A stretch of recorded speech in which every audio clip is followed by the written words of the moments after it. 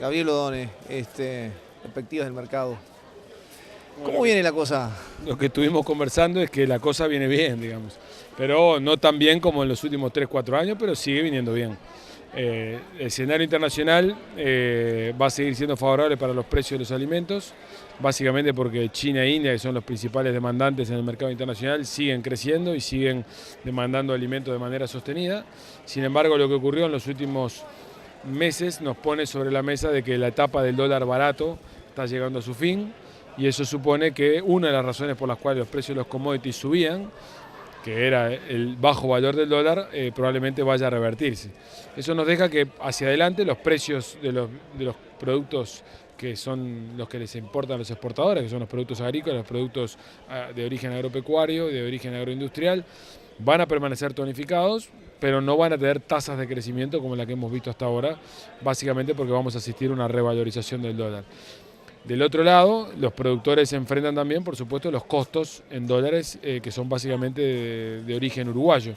Y esos costos en dólares, que han crecido mucho en los últimos 2 o 3 años, en particular en los últimos 12 meses, en principio van a tender a consolidarse en los niveles actuales. Por lo tanto, eso supone que los márgenes o la rentabilidad de la actividad, que seguramente se tiene que haber visto relativizada en los últimos 12, 14 meses, probablemente se consolide en este nivel o todavía tenga un deterioro adicional. O sea, esto quiere decir que las cosas vienen bien, las ventas van a seguir, los precios de venta no van a revertirse, pero dado que los márgenes van a seguir siendo más estrechos, hay que ser mucho más cuidadoso en la evaluación de los riesgos, hay que no perder las oportunidades de inversión, porque sigue habiendo muy buenas oportunidades para el sector en materia de incorporación de tecnología, de inversiones para realizar, de diversificación de riesgos, pero es bien importante ser mucho más prudente en el manejo de las decisiones de inversión, en tener cuidado en el financiamiento de ellas, porque el escenario de rentabilidad va a ser menos favorable. ¿Para Uruguay mejora la competitividad si tenemos en cuenta el precio del dólar? Bueno, en realidad a corto plazo Uruguay tiene un problema inflacionario importante que va a impedir que el dólar tenga una depreciación significativa. Por lo tanto, yo no esperaría que Uruguay, por lo menos cuando digo corto plazo, digo en los próximos 8 o 9 meses, tenga una mejora competitiva. Más bien veo un escenario en el cual la competitividad puede verse resentida todavía más de lo que está hoy. Porque desarmar el problema de la competitividad que hoy Uruguay tiene supone atacar de una manera mucho más firme la inflación y de una manera mucho más consistente desde varios frentes el problema de inflación, algo que creemos nosotros, como pusimos en la charla, que el gobierno no va a estar en condiciones de hacer a corto plazo y que más bien va a quedar como un problema pendiente para la próxima administración. Es decir, para el gobierno va a ser importante mantener el precio del dólar si quiere subir para mantener los niveles inflacionarios, ¿debe entenderse así? No. En realidad el problema que tiene el gobierno es que todavía el precio del dólar no empezó a subir a nivel internacional. Habrá que ver cuando empiece a subir qué es lo que ocurre, pero el gobierno no va a impedir que el precio del dólar suba. El problema es que en este momento el precio del dólar quiere bajar en Uruguay porque todavía estamos en una etapa de dólar barato y ha habido una influencia muy importante de capitales y eso está tensionando el dólar hacia abajo. De hecho, si el gobierno no interviniera, el tipo de cambio estaría más abajo de los 18.90 y probablemente en los próximos meses lo veamos un poquito más abajo. El problema es que el gobierno no puede, lo que debería, o sea, desde la perspectiva de la competitividad, el gobierno debería intentar procurar que el tipo de cambio o el peso uruguayo se moviera para arriba, pero eso no lo puede hacer porque la inflación está alta. Como está atrapado entre una inflación alta y unos precios en dólares altos, juega una solución de compromiso que es intentar atacar el problema de manera parcial, o sea, lo hace a través de los encajes, a través de la modificación de tasa de política monetaria, a través de los controles de precios o de acuerdos de precios con privados o del ajuste de tarifas, pero son todas soluciones de corto plazo que atacan el problema a corto plazo, pero no resuelven el problema a medio y largo plazo, y eso supone un desafío para los próximos años. El escenario mundial a mediano plazo quizá no pase por cómo estén las cosechas de soja, sino cuál sea el comportamiento del dólar, es decir, convertirse casi en una commodity. Bueno, el dólar en los próximos años, como consecuencia de la recuperación norteamericana y como consecuencia del desarme de los estímulos monetarios y fiscales que Estados Unidos va a hacer, va a tender a valorizarse de una manera más o menos vigorosa. No va a ocurrir en 2013, probablemente ocurra sobre 2014.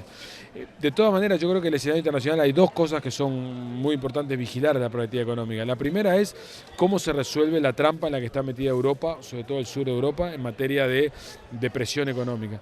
No vemos una salida para ella, se ha calmado la situación financiera en Europa, pero los problemas de fundamento, las tasas de desempleo, los bajos niveles de crecimiento que siguen teniendo lugar en Grecia, en Portugal, en España e Italia, son un problema que se postergan hacia el 2014-2015. Y el otro problema es cómo va a ser la transición de este escenario de mucho estímulo fiscal y mucho estímulo monetario y de dólar barato y de tasas bajas en Estados Unidos a un escenario exactamente contrario, con menor estímulo fiscal, menor estímulo monetario, dólar más caro y tasas más altas. Esa transición, el pasaje del momento actual a ese momento diferente, a una era diferente, puede llegar a ser relativamente traumático, aunque eso no va a ocurrir en 2013, más bien será sobre 2014.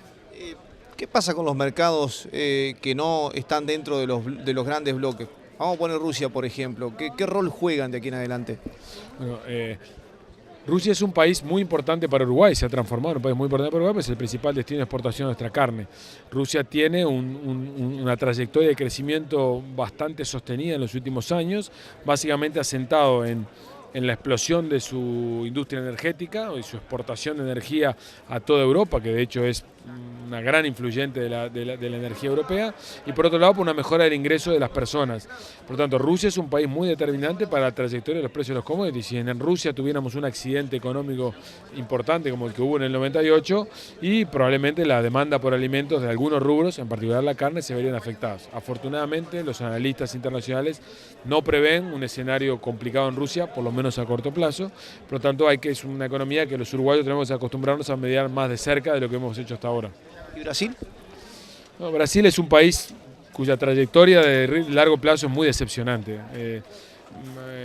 Brasil, los BRICS, que son Brasil, Rusia, India, Sudáfrica y China, son países que crecen en promedio al 7, 8, 9%. Brasil crece promedio en orden del 3, 4%. O sea, Brasil es un país que tiene un crecimiento decepcionante a largo plazo.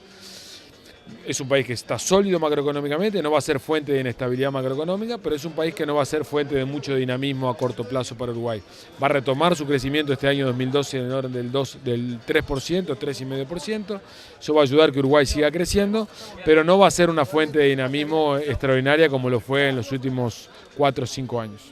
Conclusión final.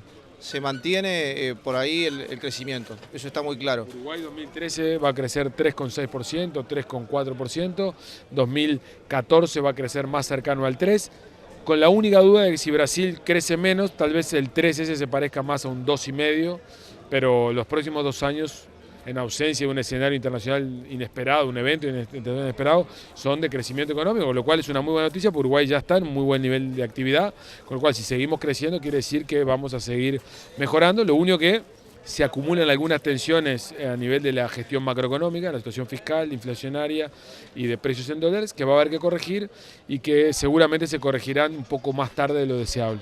La del estribo. Los hechos como un país como Brasil, sede de un mundial y después también de Juegos Olímpicos, ¿terminan influyendo en la economía en esos años? Sin lugar a dudas es importante porque es un shock de infraestructura. El problema es que Brasil es una economía suficientemente grande como para que aún un shock tan importante de infraestructura como ese sea importante, pero sea muy acotado en el tiempo. Y que no repercute positivamente sobre los mercados, sobre las posibilidades de venta de Uruguay, por ejemplo. No, a ver, no tengo muy estimado el fenómeno. Obviamente Brasil va a tener un impulso de crecimiento transitorio como consecuencia de la afluencia de gente, pero son eventos muy acotados en el tiempo como para poder, por el tipo de cosas que Uruguay le vende a Brasil, que se transforme esto en un evento, digamos, sostenido a largo plazo, ¿no?